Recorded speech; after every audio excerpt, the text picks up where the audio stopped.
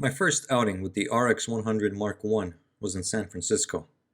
I had just received the camera, and all I knew about it was that it was a compact camera, so I started using it like a compact camera.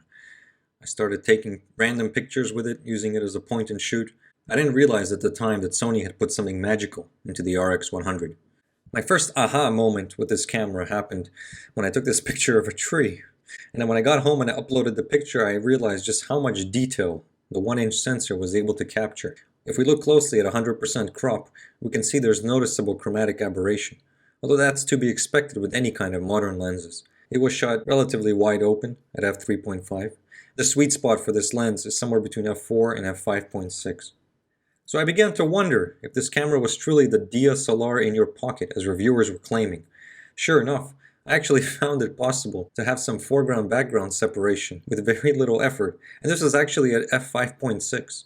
The RX100 quickly became one of my favorite compact cameras to just have with me at all time. It has a continuous shooting mode of 10 FPS, which is great for pets that just refuse to sit still. This is one of my favorite pictures that I took with the RX100.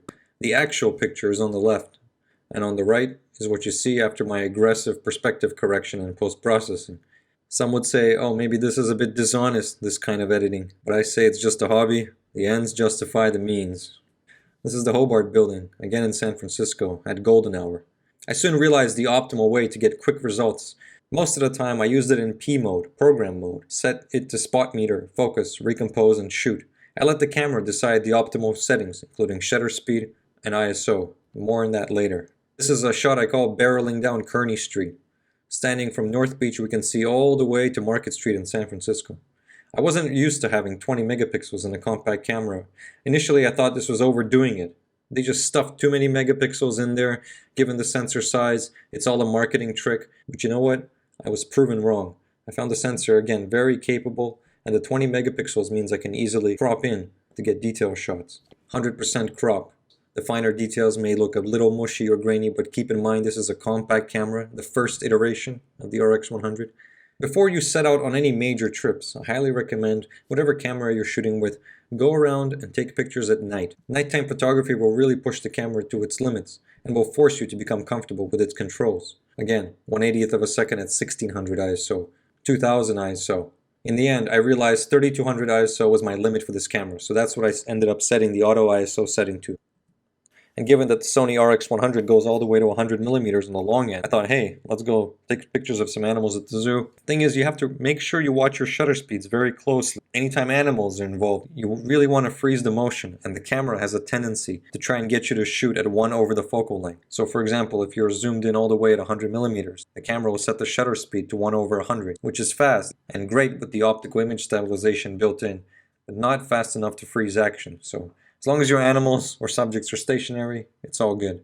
This image may look a little blurry, not as sharp, but keep in mind this is actually 100% crop. It's always sad to see animals in captivity, especially ones that you just know.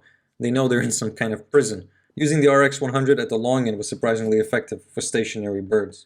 I next took the camera to Chicago, where I used it for nighttime photography. Here's a shot out of the Willis Tower, formerly the Sears Tower, taken from the sky deck at night. 1/30th of a second, ISO 1000, f1.8, 28 millimeters. At this point, I started realizing just how demanding I was of this camera.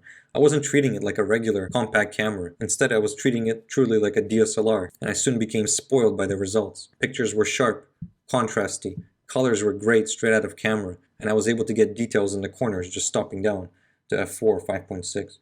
Remember to zoom out all the way to get access to faster shutter speeds, because you'll have a wider aperture on the wide end of the lens. This is the Bean in Chicago. So you can see what happens when you take pictures of simple plain backgrounds, like for example a sky at high ISOs. This was ISO 1250, and you can already start seeing the effects of digital noise. Now you can reduce a lot of this in post-processing with noise reduction, but here I'm just showing you guys an example. I didn't want any more noise, so I set the camera down on a tabletop tripod and went to town doing long exposures. I next took the camera on a helicopter ride above the Grand Canyon and the Hoover Dam, as you can see here. This was taken at 1/100th of a second at f4. I wish I could have set a minimum shutter speed It's my fault here for sticking to P mode instead of using aperture priority like a sensible person. My excuse is that it was my first and only helicopter ride, so I really didn't want to be fumbling around with manual controls. Realistically, the steady shot technology in the RX100 offers about a one-stop improvement at the long end of the focal range. So if you're used to getting shots in focus at 1/60th of a second, for example, with steady shot, theoretically you could go down to 1/30th and be okay. But I would still recommend, in situations like this, once-in-a-lifetime shots, take a bunch of photos in continuous shooting mode and then just choose the best one later when you get home, because not all of them will be sharp. It's just the nature of the game. I highly recommend a helicopter tour of the Grand Canyon. If you're going to blow your money on a helicopter tour anywhere, you might as well make it here. On the way in, it feels like you're flying through some kind of Jurassic Park cutscene. We drove from Las Vegas to the Valley of Fire State Park in Nevada. The whole time I was thinking, this would be a great place for a budget sci-fi movie. When you're in the Valley of Fire, it's really fun to scramble up and down some of the rock formations. You definitely don't want to be weighed down by heavy gear, and most of the time you do want both hands available. The camera is just 240 grams, or 8.5 ounces. This is a rock face, no pun intended. It was really, really bright in the desert. I noticed the camera preferred not to go faster than 1/800th of a second, and instead closed down the aperture. Just as well, I didn't mind the fact that everything was in focus here. Desert plants thriving in one of the most extreme environments. It was blazing hot during the day, but the temperature here was dropping by something like 1 degree every minute after the sunset. I swear I did not mess with the colors here. This was actually what it looked like on one of the hikes. It looks like I've applied some psychedelic filter, but really that's just the Valley of Fire for you. The colors straight out of camera were pretty good. Didn't require much post-processing. White balance was okay in auto mode, so it was really a kind of set it and forget it camera once you start getting used to the controls. The camera is a little slippery, so I do recommend adding some kind of third-party grip, any kind of grip, because otherwise the camera feels like a bar of soap. It's not the most ergonomic camera. At the widest end of the lens, the 28mm is a great focal length for environmental portraits.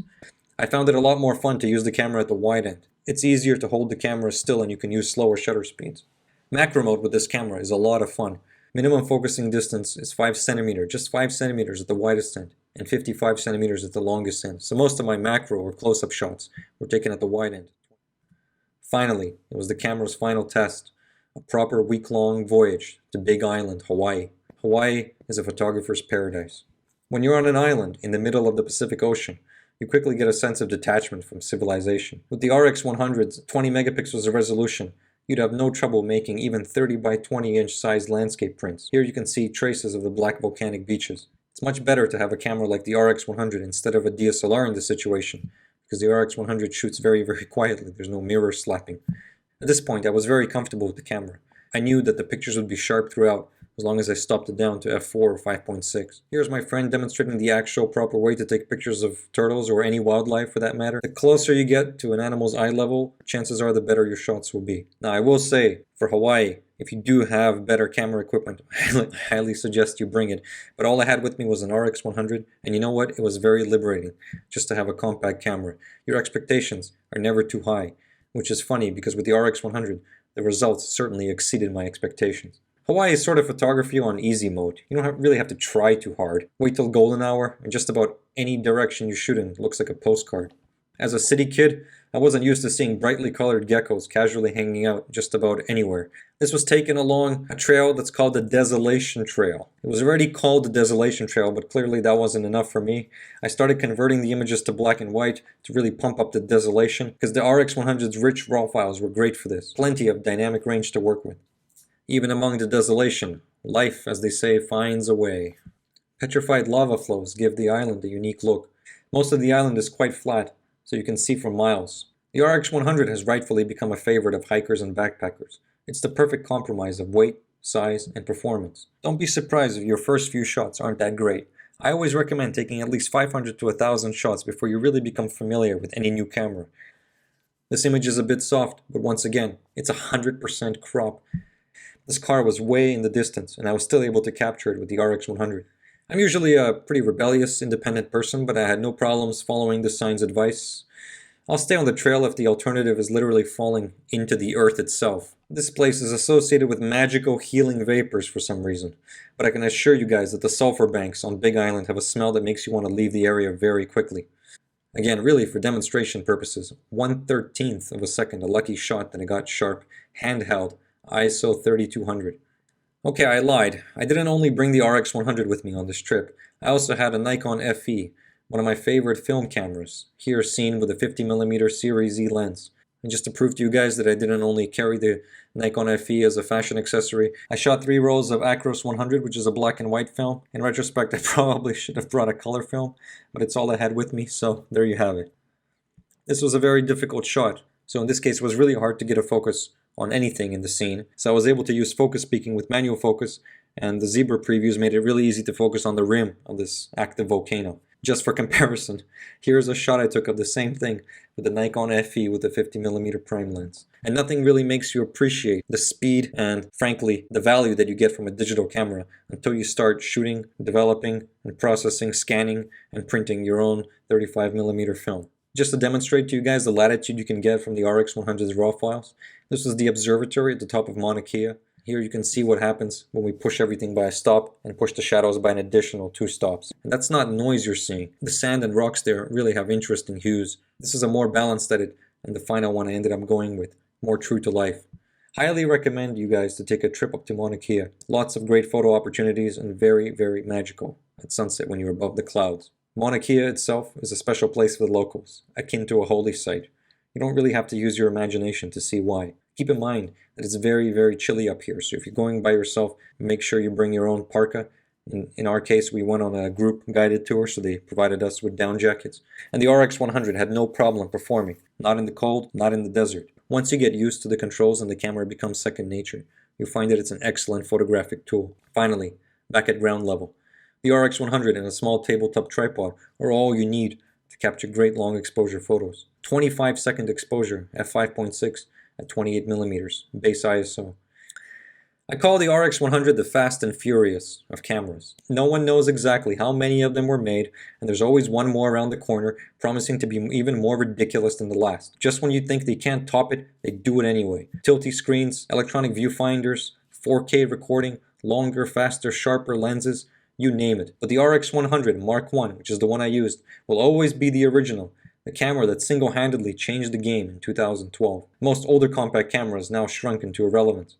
We finally had something like a DSLR in our pocket, and there was no going back. In other words, even the first one was great, and largely nailed the formula that would be used forever in the series. In conclusion, I liked that it was very compact and lightweight. It had a very useful focal range, 28 to 100mm. It's just about perfect for travel and reportage. Decent video quality. I'll actually include some clips that I shot of video from this camera. Keep in mind, I'm a much better photographer than I am a videographer, so it really is just for demonstration purposes. It has a great 1-inch sensor, and I found that ISO 3200 shots were usable, which, something that continues to amaze me with this camera. 20 megapixels is great resolution, enough for printing or even cropping pretty aggressively and still getting usable prints. RX100 had excellent RAW files, again, plenty of latitude for post-processing, and a decent battery life. I only ever had one battery, but I highly recommend getting a spare battery just in case. What I didn't like about this camera, it's not the most comfortable camera that I've used. I found it to be very slippery, but the add-on grip really helped. It's obviously not weather sealed, very few compacts are. I really like to use program mode and wish they had enabled minimum shutter speed setting in auto ISO. I think with the Mark IV, Sony finally got around to implementing this, so there you have it. That's probably the camera I would upgrade to. No electronic viewfinder or optical viewfinder, not a problem once you get used to it. No ND filter.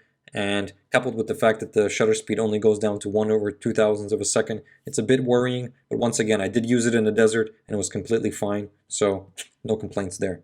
Really is all about the pictures you come back with, and I was more than happy with the results I got from the RX100. I hope you enjoyed this review of the RX100 Mark I, an absolutely phenomenal camera, definitely worth the money, and at today's prices on the used market, a really compelling option and should be worthy of your consideration if you're looking for a lightweight camera for travel, backpacking, or just to walk around in the city.